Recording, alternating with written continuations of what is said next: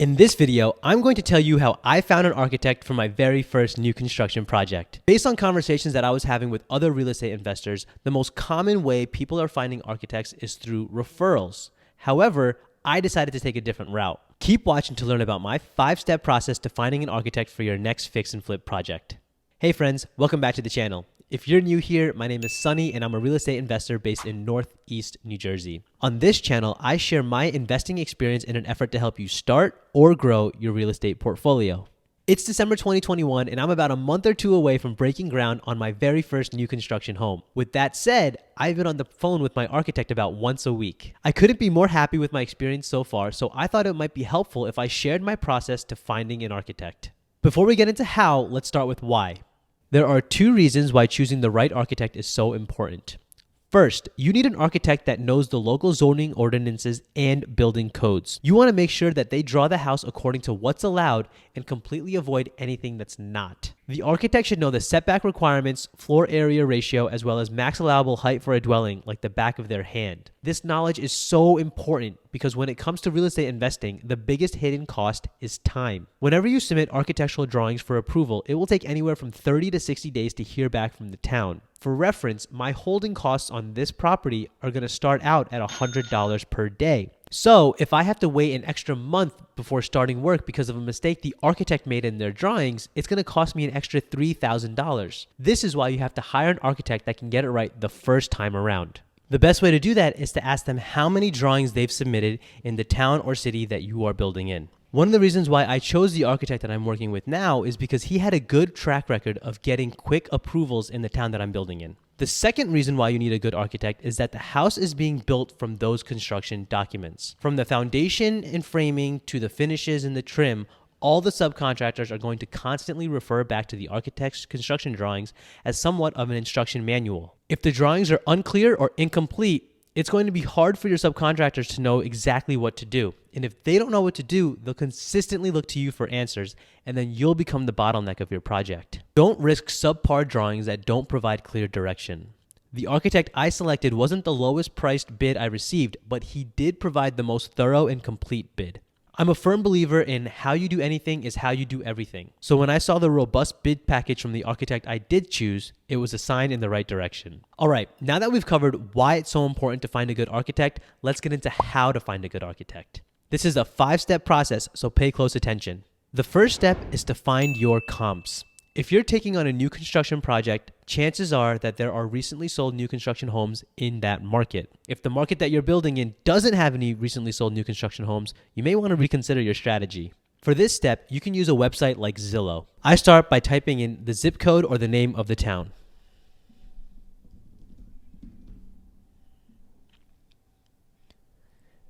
Then I filter on houses by home type. I look at sold properties only. And then I go into the More tab and I go to year built and put in 2020 as the min. And then I scroll down and I put sold in the last 24 months.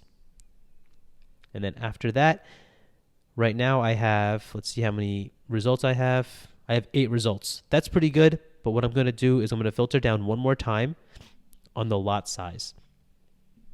So my lot is 8,000 square feet. So what I'm going to do is filter between 7,500 square feet and 10,000 square feet.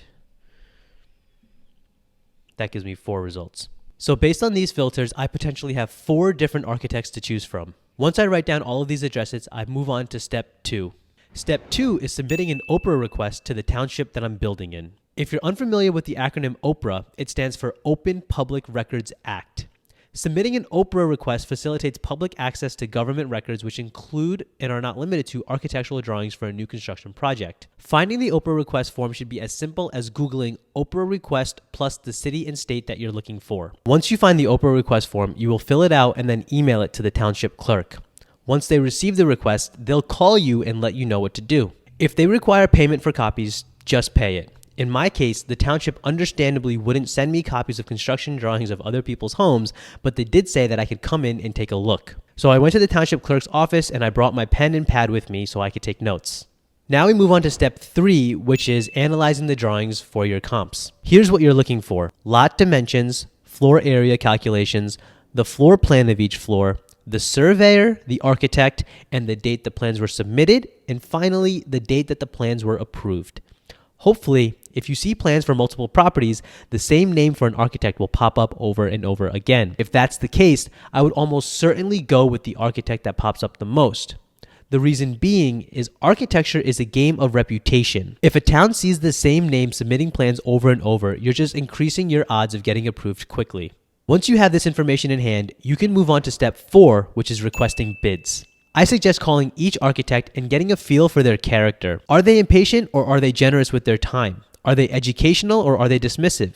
Are they interesting or are they boring? Do they get back to you quickly or do they need constant follow-up? All of these behavioral factors are just as important as the price of their bid. It's always worth a little extra money to pay for someone who you enjoy working with. Once you have all your bids in hand, move on to the final step, selecting an architect. This is probably the hardest part. You don't want to make the wrong decision.